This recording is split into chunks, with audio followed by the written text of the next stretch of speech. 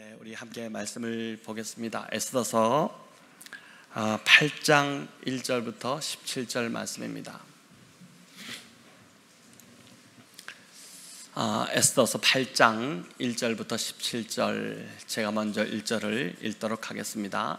그날 아하수에로 왕이 유다인의 대적 하만의 집을 왕후 에스더에게 주니라. 에스더가 모르드게는 자기에게 어떻게 관계됨을 왕께 아뢰었으므로 모르드게가 왕 앞에 나오니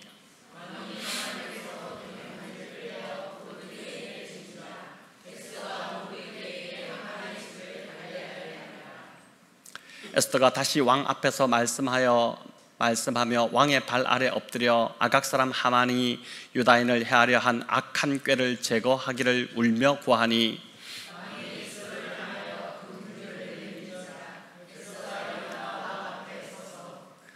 이르되 왕이 만일 즐거워하시며 내가 왕의 목전에 은혜를 입었고 또 왕이 이 일을 좋게 여기시며 나를 좋게 보실진대 조서를 내리사 아각 사람 함무다다의 아들 하만이 왕의 각 지방에 있는 유다인을 진멸하려고 꾀하고 쓴 조서를 철회하소서.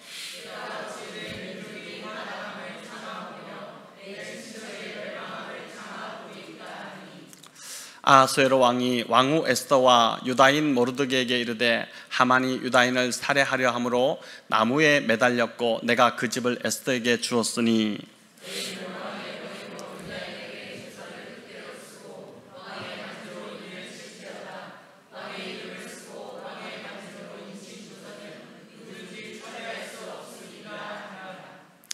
그때 시완을 곧 3월 23일에 왕의 서기관이 소집되고 모르드게가 시키는 대로 조서를 써서 인도로부터 구스까지의 127지방 유다인과 대신과 지방관과 간원에게 전할세.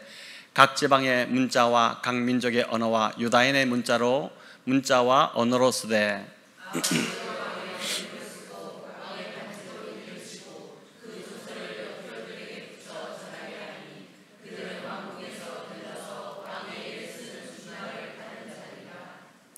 조서에는 왕이 여러 고을에 있는 유다인에게 허락하여 그들이 함께 모여 스스로 생명을 보호하여 각 지방의 백성 중 세력을 가지고 그들을 치려하는 자들과 그들의 처자를 죽이고 도륙하고 진멸하고 그 재산을 탈취하게 하되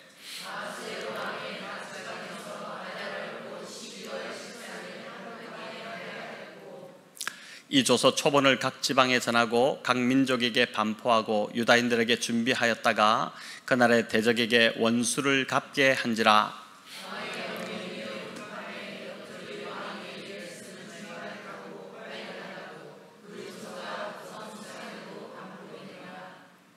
모르드게가 푸르고 흰 조복을 입고 큰 금관을 쓰고 자색 가는 겉옷을 입고 왕 앞에서 나오니 수산성이 즐거이 부르며 기뻐하고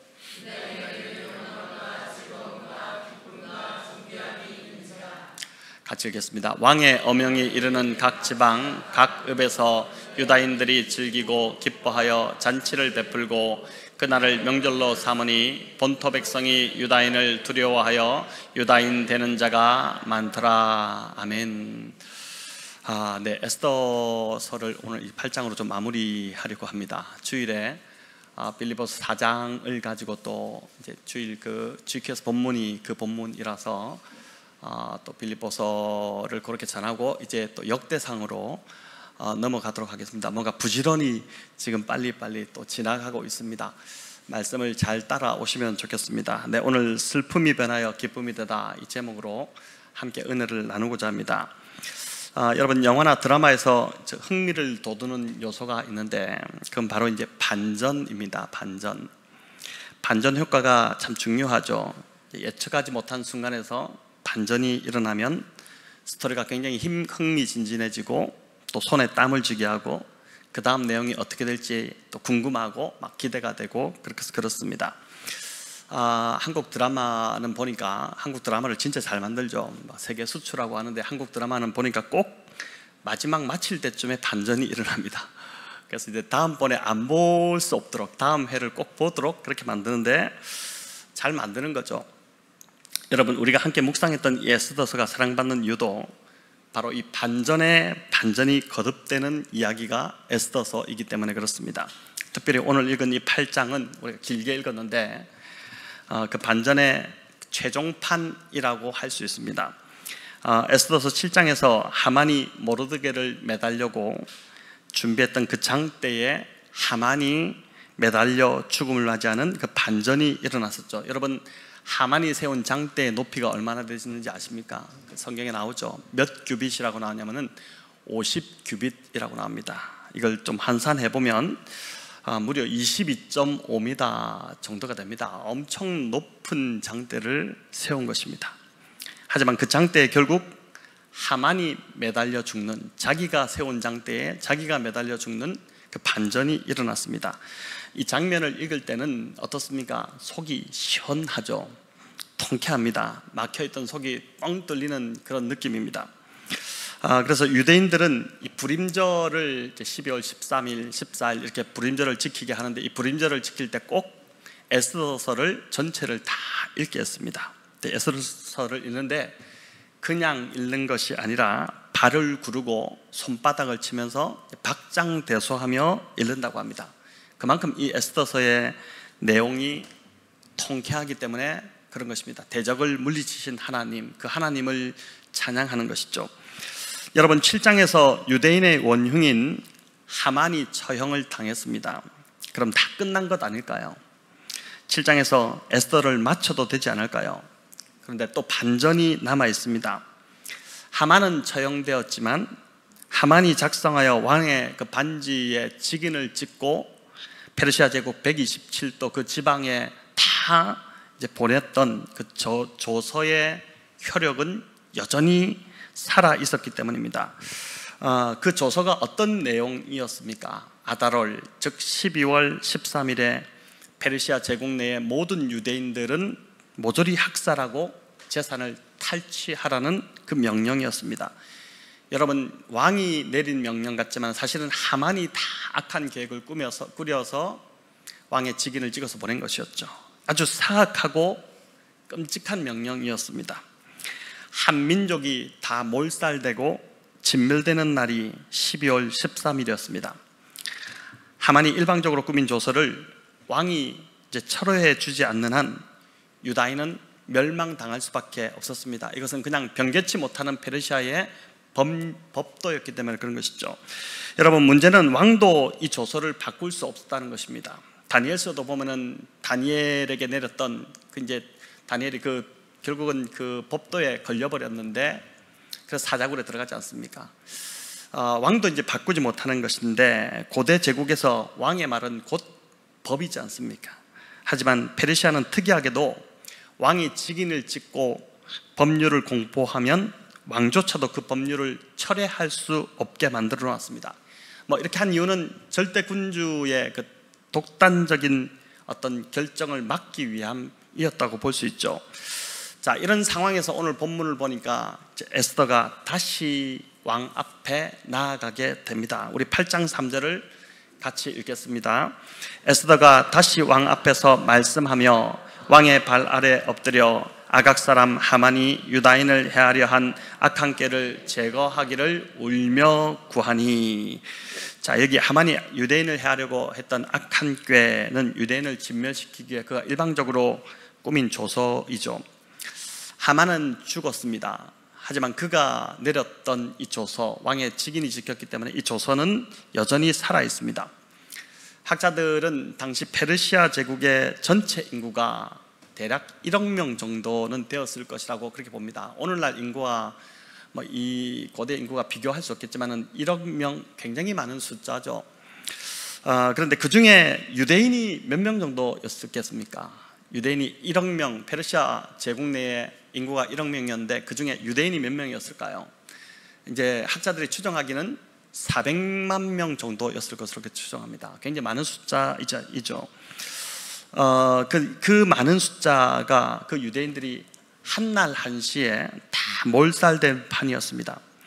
이 상황에서 에스더가 왕 앞에 나아가 울면서 간구한 것입니다. 마치 그 옛날 광야에서 패역한 그 이스라엘 백성들을 하나님이 막 멸망시키려고 할 때 목숨을 걸고 막아서서 자비를 구했던 그 모세처럼 그렇게 에스더가 간절히 눈물로 호소를 한 것입니다.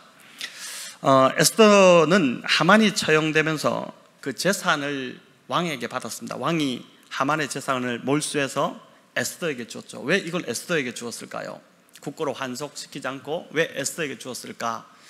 에스더가 하만 때문에 겪었던 그 속앓이 마음을 많이 좀 힘들어했던 그것을 좀 미안한 마음이 있었기 때문에 그렇게 했을 것입니다. 그래서 이 하만의 재산을 에스더에게 주었는데, 여러분, 하만의 재산은 이제 오늘로 좀 쉽게 비유하자면은 세계 최대의 갑부인 그 빌 게이츠가 가지고 있는 재산과 거의 비슷하다고 보면 되지 않을까 싶습니다.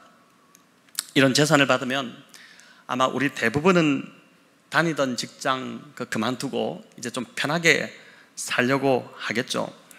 여러분, 생각만 해도 기분이 좋아지실 텐데, 또 에스더는 재력만이 아니라 권력도 있고 명예와 인기와 명성과 뭐 하나 빠지지 않는 그런 여인이었습니다. 아쉬울 게 없는 에스더였지만 유다민족이 처한 그 어려움 때문에 삶의 기쁨이 사라져 버렸습니다. 여러분, 우리는 무엇 때문에 삶의 기쁨이 사라지나요? 이제 이 에스더는 지금 유다민족이 처한 상황 때문에 우리는 내가 원하는 것이 또 이루어지지 않고 또 관계가 힘들어지고 이러면 이제 좀 우리 안에서 기쁨이 사라지는데, 이 에스더는 유다민족이 처한 상황 때문에 삶의 기쁨이 사라졌습니다. 다 가지고 있었지만 그녀는 이제 어떤 것도 만족스럽지가 않았습니다. 자신은 왕후이기 때문에 안전하지 않겠습니까? 그래서 모른 채 할 수도 있었겠지만 에스더에게 중요한 것은 자신의 안위나 또 인생의 성공이 아니었죠. 오로지 자기 백성의 구원이 에스더에게는 가장 중요했습니다. 우리가 가장 중요하게 여기는 것이 각자가 다 다르겠지만 우리가 가장 중요한 게 뭔지 모르겠지만, 그러나 여기 이 본문을 볼 때 에스더에게는 자기 백성의 구원이 가장 중요했다는 것입니다. 참 영적 리더다운 여성이지만은 정말 리더다운 모습이다, 이런 생각이 들죠. 그 문제가 해결되기 전까지는 에스더는 결코 쉴 수 없었고 에스더는 평안을 누릴 수가 없었습니다. 자, 에스더의 이런 모습은 참 부족하기 짝이 없는 우리를 돌아보게 만듭니다. 구원받은 자들은 그 울타리 안에만 머물러서는 안 되고 그 울타리를 뛰어넘어야 한다는 것입니다. 그저 나의 안위, 또 나의 성공, 나의 감정에만 머물지 않아야 한다는 것이죠. 에스더는 결코 자신이 잘된 것으로 만족하지 않았습니다. 자신을 구원하시고 성공하게 하신 이유가 바로 자기 민족을 구원하기 위함이라는 것을 에스더가 깨닫고 지금 담대히, 왕이 거절하면 그건 안 되잖아요. 그럼에도 불구하고 담대히 지금 왕 앞에 나아갔습니다. 저와 여러분을 잘 되게 하시고, 여러분 지금 잘 되신 것 같습니까? 잘 되셨나요? 아니면 아직도 좀 더 돼야 됩니까? 어쨌든 지금 여기까지 우리를 이끌어 오시고 우리를 살게 하시고 이렇게 살게 하신 이유는 나를 통해 더 많은 사람을 구원하시기 위함이라는 그 믿음을 가지시면 좋겠습니다. 에스더의 눈물의 중보로 여러분, 이스라엘은 결국 구원을 받았습니다. 에스더가 눈물로 왕 앞에 나가 간청하는 것으로 인해서 이스라엘 민족이 구원받는 역사가 일어났죠. 에스더 시대뿐만 아니라 이스라엘이 참 축복을 받았는데, 이스라엘이 축복을 받을 수밖에 없었던 그 이유는 바로 이런 눈물의 중보자들이 계속해서 시대마다 일어났기 때문입니다. 패망하여 예루살렘이 불탄 소식을 들었을 때 느헤미야라는 인물이 수일을 금식하며 눈물로 기도하지 않습니까?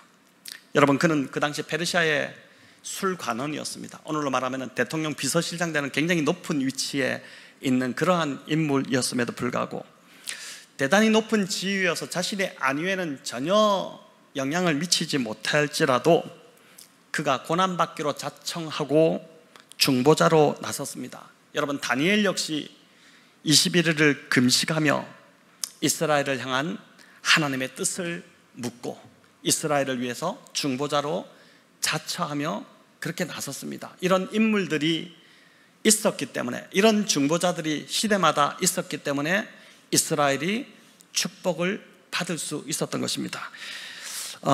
여러분, 가정도 눈물로 기도하는 부모가 있을 때 그 자녀는 결국 구원을 받고 또 축복을 받게 될 줄로 믿습니다.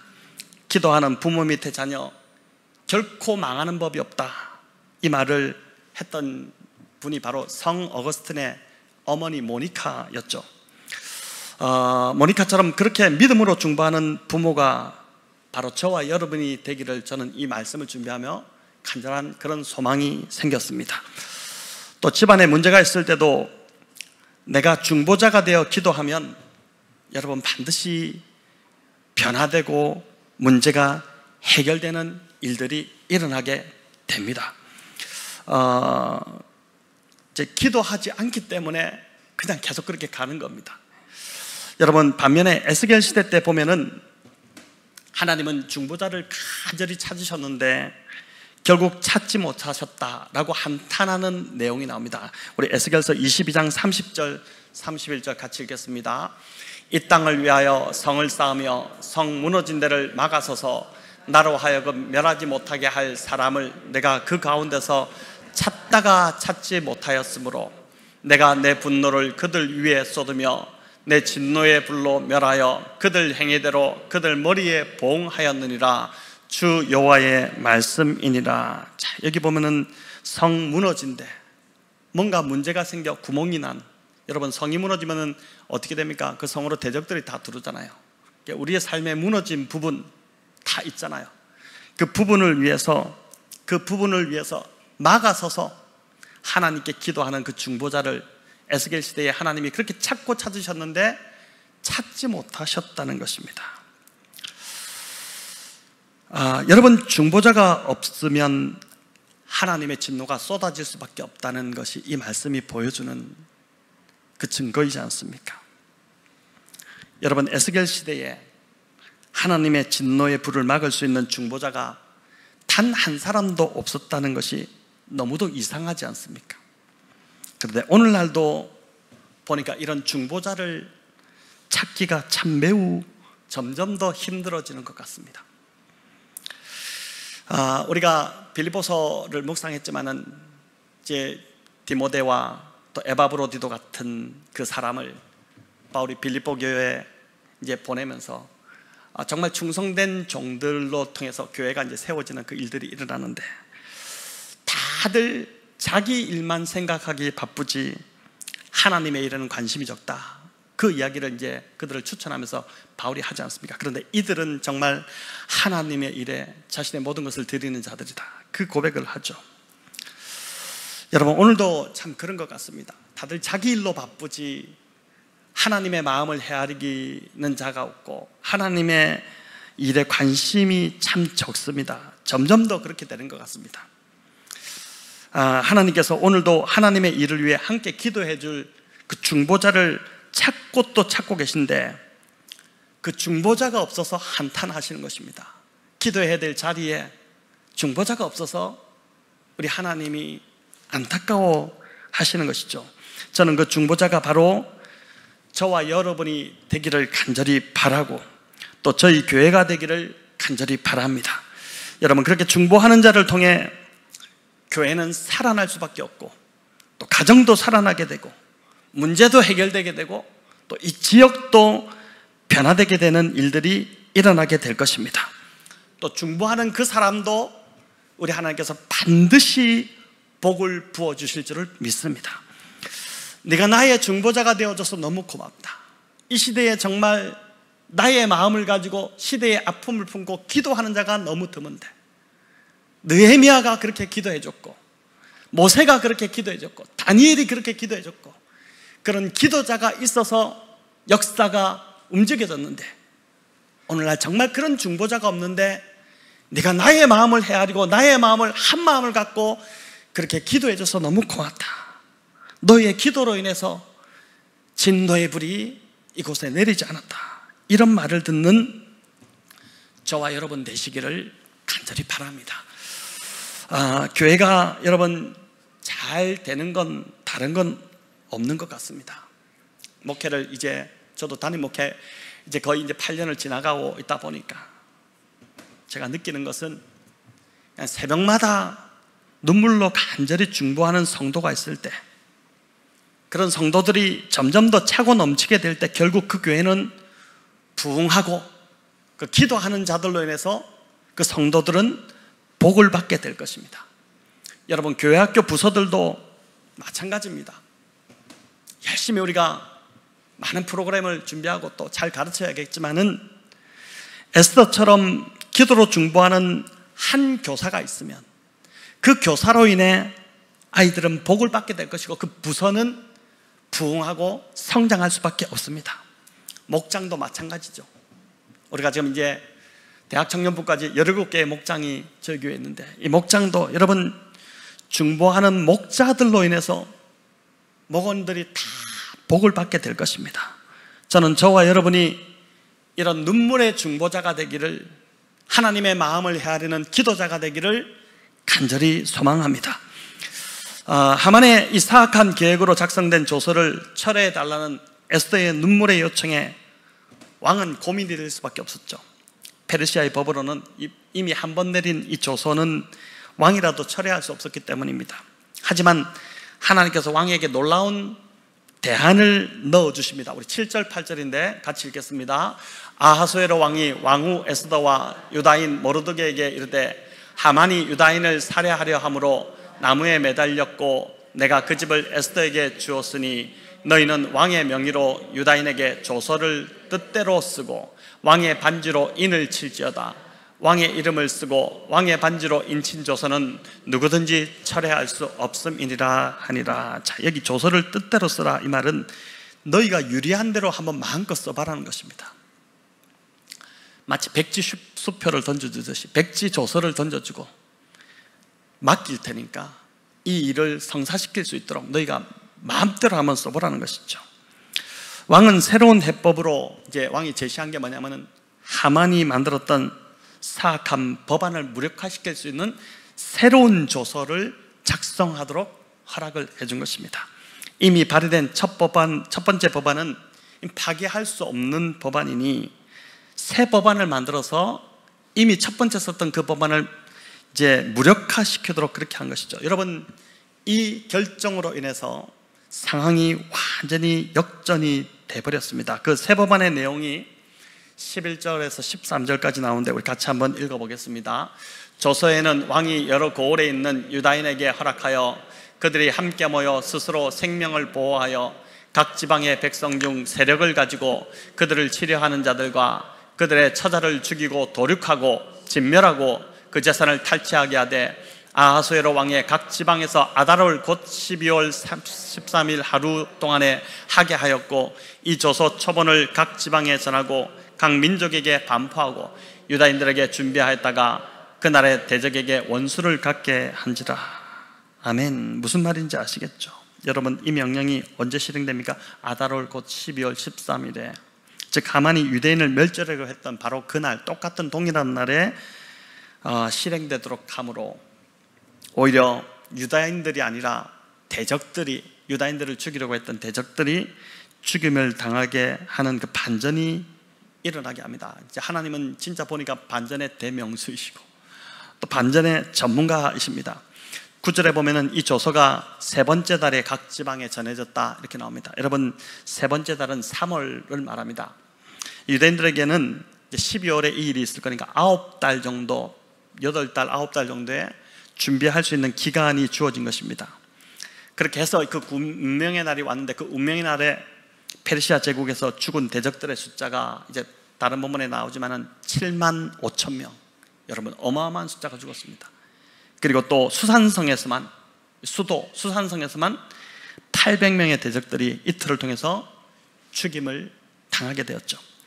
대반전이 일어난 것입니다. 슬픔을 상징하는 그 베옷을 입었던 모르드게, 제 위에 앉아서 베옷을 입고 있었죠. 그가 이제 15절에 보니까 푸르고 흰 조복을 입고 큰 금관을 쓰고, 금관도 큰 금관이라 이렇게 되어 있습니다. 또 자색 가는 베옷을 입었다 이렇게 합니다. 제가 한번 상상해 봤어요. 이거 혹시 뭐가 있으면 좀 한번 찾아볼까 싶었는데 되게 멋있는 옷 같더라고요. 이게 이제 푸르고 흰 조복, 그리고 또 가는 얇게 이제 어떤 여기 이제 자색 가는 베옷을 입었는데, 이 자색은 왕들이 입던 옷 색깔이지 않습니까? 왕의 색깔이죠. 숭명여고가 서울에 이제 그 왕족을 교육시키고자 처음에 시작했던, 출발했던 학교라서 처음 교복이, 숭명여고 교복이 그 자색 교복, 주황색 교복이었다고 합니다. 근데 그게 이제 점점 바뀌어서 너무 좀 유치하잖아요. 아이들이 주황색 교복 입고 다니면. 그래서 그 바뀌어서 이제 여기에 치프로 하나 딱 집어넣는 게 주황색을 집어넣고 이제 그 학교가 지금 그렇게 다닙니다. 근데 참 이런 옷을 입고 서게 됩니다. 또 4장 3절에 보면 유대인들은 크게 애통하여 금식하며 울며 부르짖고 굵은 베옷을 입고 재에 누웠다 이렇게 됩니다. 여러분, 뭐 힘든 건 다 나옵니다. 크게 애통하고 금식하고 울며 부르짖고, 생각만 해도 얼마나 마음이 힘들어집니까? 그래서 굵은 베옷을 입고 재에 누웠지만은 8장 16절에 대반전이 일어나죠. 우리 같이 한번 읽겠습니다. 유다인에게는 영광과 즐거움과 기쁨과 존귀함이 있는지라. 완전한 대반전이 일어났죠. 또 17절도 놀라운 반전입니다. 우리 같이 읽겠습니다. 왕의 엄명이 이르는 각 지방 각 읍에서 유다인들이 즐기고 기뻐하여 잔치를 베풀고 그날을 명절로 삼으니 본토 백성이 유다인을 두려워하여 유다인 되는 자가 많더라. 악한 하만이 작성했던 첫 번째 조서가 발표됐을 때는 수산성에 근심이 가득했습니다. 수산성이 어지러웠다. 요즘 집안이 어지럽지 않습니까? 직장이 어지럽지 않은가요? 어지러웠다 이랬는데, 또 유다 사람들이 베옷을 입고 제 위에 앉아 대성통곡했는데, 울음소리가 얼마나 우리의 마음을 힘들게 합니까? 집에서 아이들이 좀 그치라 해도 안 그치고 계속 울면 힘들잖아요. 그 울음소리가 도성 수산에 가득했는데, 통곡하는 소리가 가득했는데, 이 조서를 뒤집는 두 번째 조서가 발표되었을 때는 유대인들 안에 큰 기쁨이 넘치고 잔치가 벌어졌다고 합니다. 저와 여러분에게 임한 가장 큰 기쁨의 복된 소식이 무엇일까요? 여러분, 어떤 소식을 들으면 기쁨이 넘칠 것 같습니까? 내가 가진 부동산이 올랐다, 또는 주식이 올랐다, 이런 소식일까요? 여러분, 저와 여러분에게 임한 가장 큰 기쁨의 소식은 예수님이 십자가에서 죽으시고 부활하셨다는 소식입니다. 예수님이 십자가에서 우리의 모든 죄를 다 해결하셨다는 소식입니다. 여러분, 이보다 더 큰 기쁨의 소식은 없습니다. 사탄은 예수님을 죽임으로 승리했다고 착각했지만 대반전이 일어났죠. 예수님이 죽으시고 3일 만에 죽음의 권세를 깨트리시고 그 권세를 이기시고 부활하신 것입니다. 그래서 예수님 안에 있으면, 저와 여러분이 예수님 안에 있으면 죽음이 우리를 절대 이기지 못하는 줄 믿으시기 바랍니다. 그래서 하나님의 백성은, 여러분, 하나님의 백성은 예수 그리스도 예수 안에 있는 자들은 망할 것 같은데 망하지 않습니다. 망할 것 같지만 망하지 않아요. 하만이 쓴 죽음의 조서 아래 놓였을 때는 다 죽을 수밖에 없는 운명이었지만, 다시 생명의 조서가 에스더와 모르드게를 통해서 반포되니까 다 살아난 것처럼 죽음을 이기고 승리하신 예수 그리스도 안에 있기만 하면 저와 여러분의 인생은 반드시 소망이 있게 될 줄을 믿습니다. 인생의 반전과 역전을 소망한다면, 여러분 지금 내 인생 역전되고 싶잖아요. 내 인생 조금 이거 변화되고 싶다, 이렇게 계속 살면 안 될 것 같잖아요. 그 인생의 반전을 여러분 소망한다면 먼저 내가 예수 그리스도 안에 있는지를 점검하셔야 됩니다. 예수 그리스도 안에 있지 않다면 보장할 수 없습니다. 그러나 내가 예수 그리스도 안에 있는 것이 분명하다면 나의 인생은 반전의 명수이신 하나님께서 반드시 역전시켜 주실 것입니다. 오늘 밤 이 자리에 나오신 성도님들 중에는 어쩌면 이 에스더서 4장과 같은 상황에 처한 분도 있을 것 같습니다. 에스더서 4장과 8장이 너무나도 반전의 이야기인데, 옷을 찢고 굵은 베옷을 입고 죄를 뒤집어쓴 그런 심정으로 요즘 살아가는 우리 성도님들 혹 있지 않습니까? 또 어떤 분은 병마에 시달리고 있을 수도 있습니다. 병마에 시달리어서 너무 그것이 고통스러울 수 있지만 또 그 병마에 시달리면서도 기쁨이 충만한 분들도 있습니다. 예수 그리스도 안에 있고 없고의 차이인 것이죠. 여러분, 또 어떤 분들은 갑자기 닥친 그 슬픈 상황이 기쁨을 앗아갔을 수도 있습니다. 또 관계의 어떤 깨어짐이 나에게서 기쁨을 빼앗아갔을 수도 있습니다. 또 경제적인 어려움이 시간이 지나도 나아질 기미가 보이지 않아서 힘이 빠져 있고 또 낙심되어 있는 분들도 있을 것입니다. 좀 나아져야 되는데 점점 더 좋지 않아지니까 힘이 빠지는 것이죠. 버티기가 힘든 것이죠. 어떤 상황에 처했을지라도 중요한 것은, 오늘 이 밤에 제가 말씀드리고 싶은 것은 절망에 굴복하지 마시라는 것입니다. 절망에 절대 굴복하지 마시기 바랍니다. 내 인생 이대로 절대 바뀌지 않을 거라고 확신하지 마시기 바랍니다. 여러분, 우리가 예수 그리스도 안에 있기만 한다면 하나님이 반드시 우리를 하나님에 대해 반전시켜 주실 것입니다.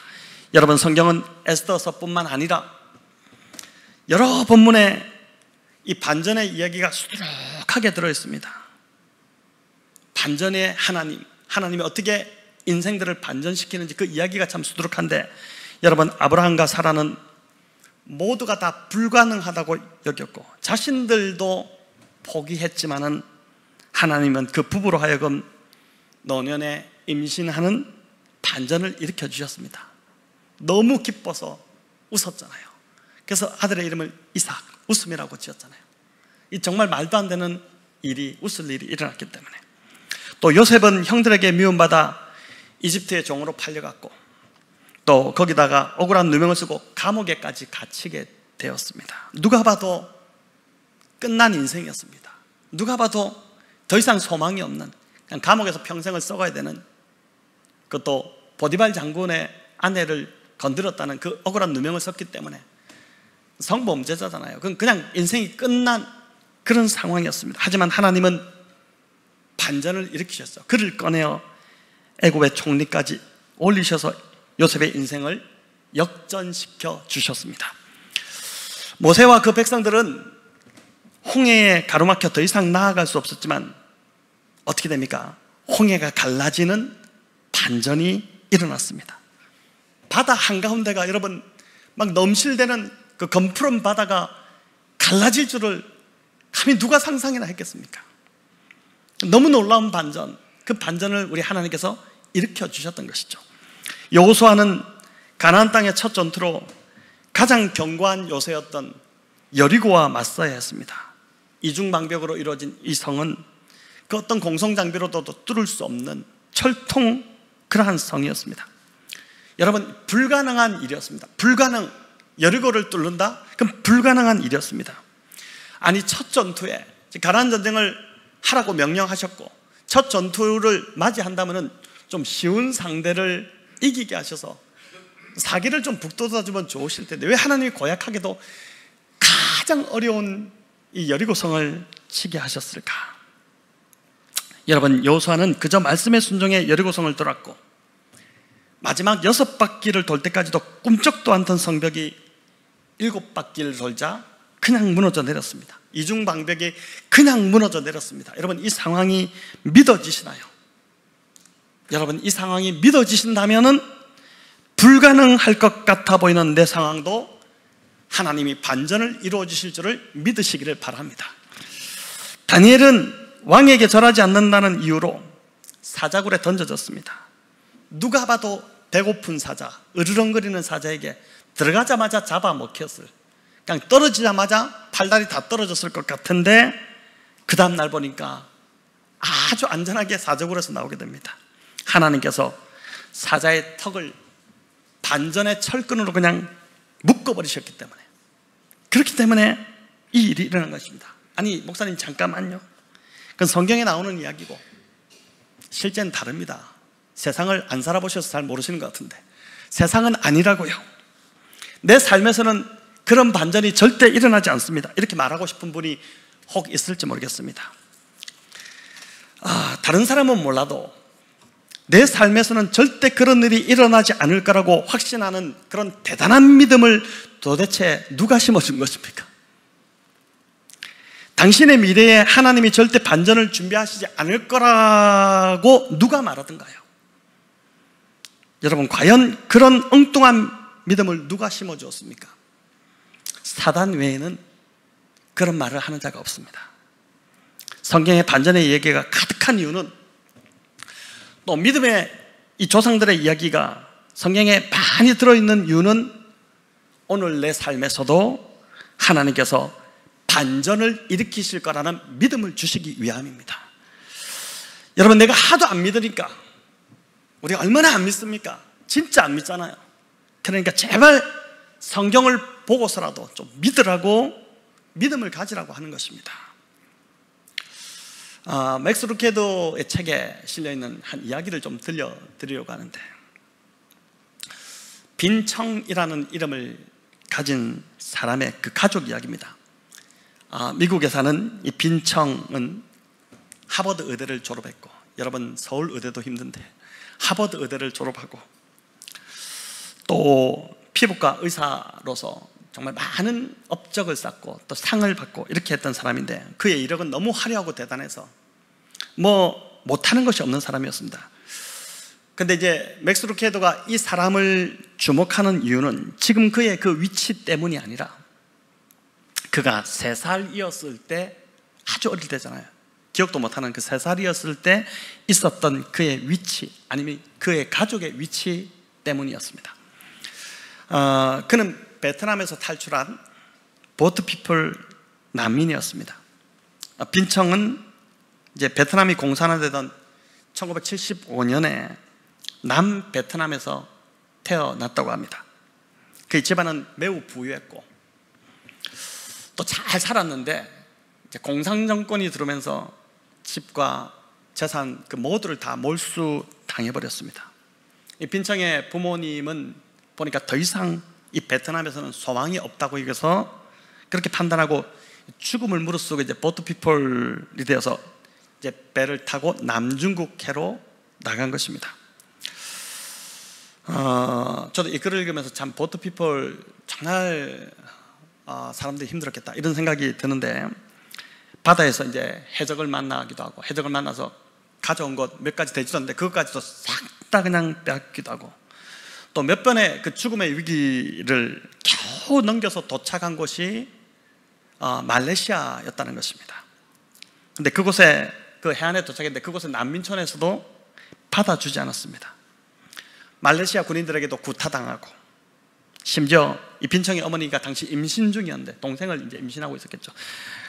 너무 힘들어서 이제 유산을 한 것이죠. 근데 막 하열이 너무 심해서 사경을 헤맸지만 말레이시아 당국은 너무나도 차디차게 그들을 대했고, 그냥 베트남 사람들을 강제로 낚싯배에 태워서 망망대해로 내보냈다는 것이죠.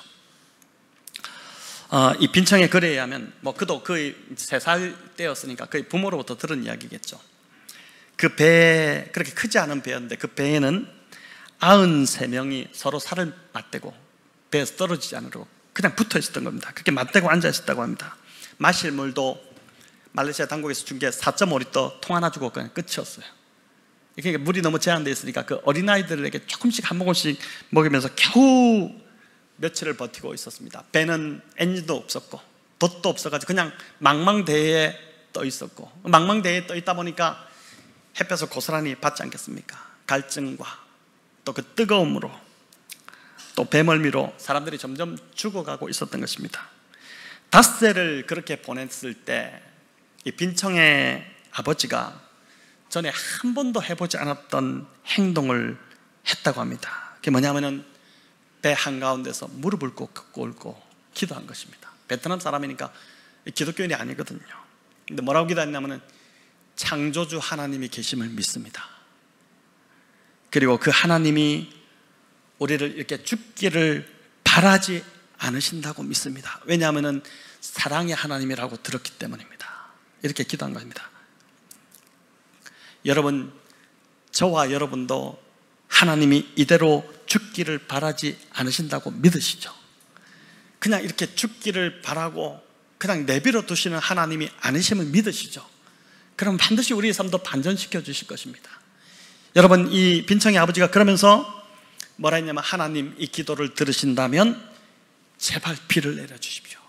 이렇게 기도했는데 여러분 어떻게 되었을까요? 맑았는데 날씨가 잠시 후에 하늘이 어두워지면서 비가 내리기 시작합니다. 너무 깜짝 놀랐겠죠. 하지만 비가 내리는데 번개도 없었고, 바다는 번개도 자주 치고 그런데, 그리고 천둥도 없었습니다. 오직 그 93명이 타고 있던 배 안에는 안도감만 가득했다는 것입니다. 이 비로 인해서 더위가 잠시 가셨습니다. 하지만 여전히 이들은 표류하고 있었고, 6째 날이 되자 더위와 두려움이 다시 찾아온 것입니다. 여러분 어떻게 할까요? 기도했잖아요. 근데 그들이 알지 못하는 사이에 도움의 손길이 그 배로 다가오고 있었다는 것입니다. 한때 월드비전 총재를 지내셨던 스탠 무니엠이라는 분이, 그 당시에 이제 보트 피플이 하도 막 이제 베트남에서 나오기 시작하니까 그들을 구하기 위해 배를 가지고 행동을 한 것입니다. 배를 가지고 막 의사들 또 봉사자들을 싣고 구하기 위해서 큰 배를 가지고 이제 막 바다를 다니면서, 여러분 근데 망망대해서 어떻게 찾겠어요? 그 발견한 겁니다. 그렇게 해서 이제 그들을 다 태웠는데, 스탠 무니엠의 이야기를 들어보면은 그날 하루만 더 늦게 발견했어도 거기 다 죽었을 것이다. 그 정도로 처참한 상황이었다는 것입니다. 알고 온 게 아닙니다. 그저 보트 피플 사람들을 여기서 구하고 저기서 구하고 막 구하다가 발견되어서 이들이 구조가 된 것이죠. 여러분, 이들을 태운 배는 이제 싱가포르로 행했고 한 4일 정도의 항해를 거치면서 싱가포르로 들어갔다고 합니다. 근데 가는 동안에 이제 휴식과 회복이 그 배 안에서 일어나기 시작했고, 또 한 가지가 있었는데 그게 뭐냐면은 스탠 무니햄 이분이 직접 인도하는 성경 공부 모임이 있었다는 거예요. 보트피플 사람들을 대상으로 이제 강제로 한 것이 아니라 와서 좀 들을 사람은 오시라고. 이분이 이제 그 참석했어요. 빈청의 아버지가 참석을 했는데 기독교인이 아니었죠. 그러면서 왜 참석했을까? 그게 궁금했는데 다 외면했는데, 말레이시아도 외면당하고 모든 사람이 다 외면했는데 왜 이들은 우리를 구원해 주었을까? 그게 궁금해서 들으러 갔다는 것입니다. 그 이유를 알고 싶어서였습니다. 여러분, 그 답을 예배를 인도했던 그 월드비전 총재를 지낸 스탠 무니햄으로부터 듣게 되었는데, 그 답이 무엇이었을까요? 그 답이 무엇이었을까요? 왜 이들은 우리를 구원했을까? 그 답이 무엇이었을까요? 그 답은 바로 딱 한 단어, 한 이름, 예수 그리스도. 예수 그리스도 때문이었다는 것입니다.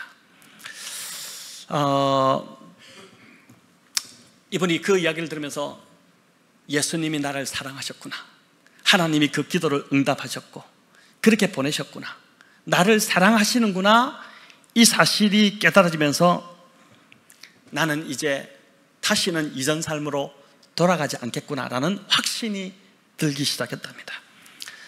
그 확신이 들면서 그의 과거가 통째로 그냥 남중국해 속에 깊이 가라앉았음을 느꼈다, 이렇게 이제 표현을 했습니다. 여러분, 이전 것은 지나고 보라 새 것이 되었도다.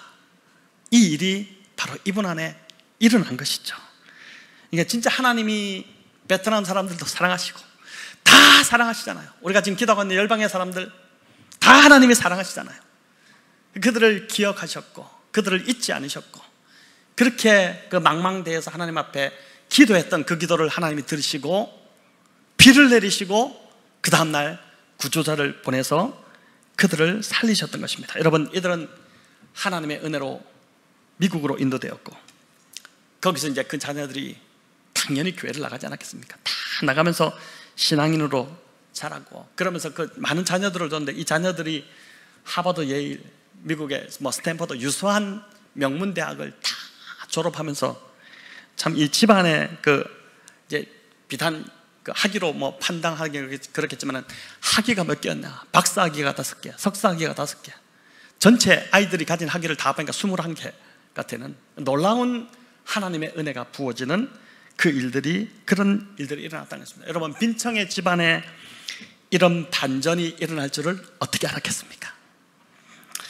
월드비전 총재가 망망대해에서 어떻게 이 보트피플을 찾아낼 수 있었을까요? 거의 불가능한 일입니다. 그러나 그 불가능 속에 빈청의 그 아버지의 무릎의 기도가 있었다는 것을 우리는 기억할 필요가 있을 것 같습니다. 그 기도를 들으시고 하나님께서 반전의 은혜를 베풀어 주신 것입니다. 여러분, 에스더서 반전 또한, 이 에스더서 안에 있는 수많은 반전 또한 기도가 있었기 때문에 일어난 일입니다. 에스더와 그의 동료들이 하나님께 살려달라고 3일간 금식하며 기도한 후에 왕께 나아갔고 기적이 일어났지 않습니까? 왕이 귤을 내밀어서 에스더를 받아들였죠. 그거 안 받았으면 끝나는 겁니다. 그걸 받아줌으로 기적이 일어났지 않습니까?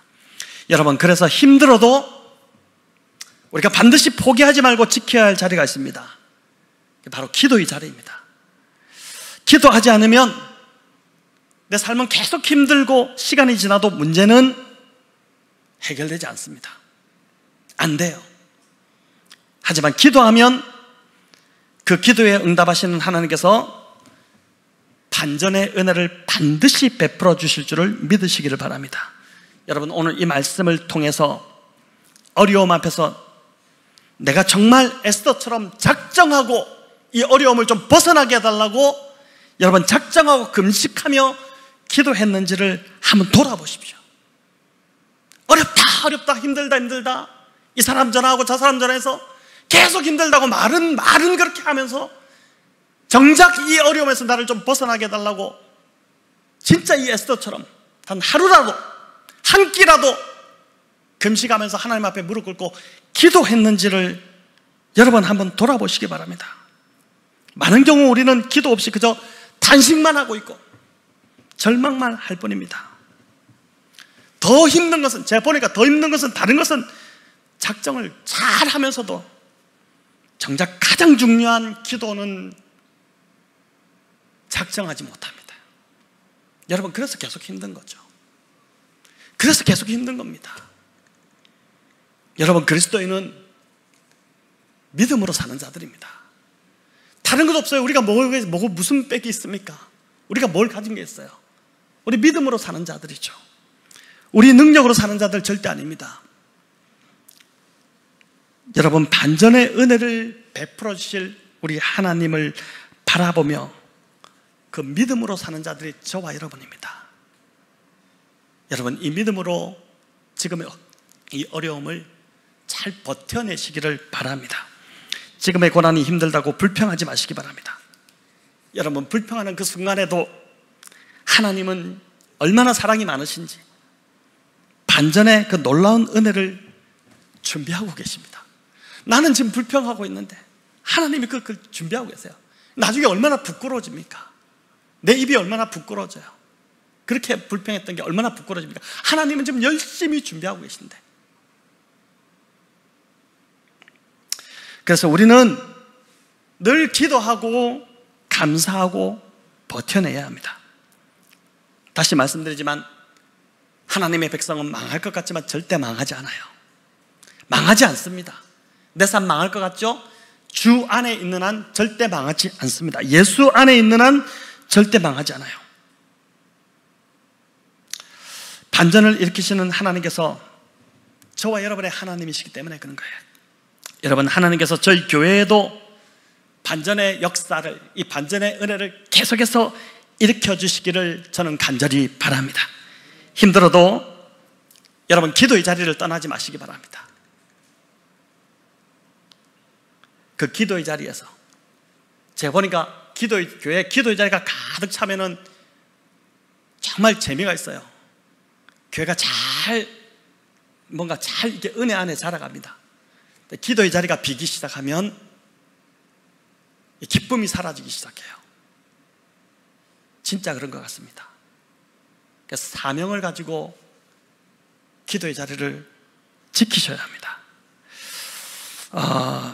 힘들어 죽을 것 같아도 기도의 자리를 떠나지 마시기 바랍니다. 그 기도의 자리에서 하나님은 반드시 우리의 삶의 반전의 역사를 이루어 주실 것입니다.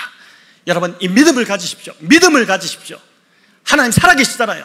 믿음을 가지시고 이 믿음으로 에스더 삶에 일어났던 그 페르시아 제국 안에서 실제로 3500년 전쯤에 일어났던 여러분 그 반전의 역사가 저와 여러분의 역사, 저와 여러분의 이야기가 되시기를 우리 주님의 이름으로 간절히 축원합니다.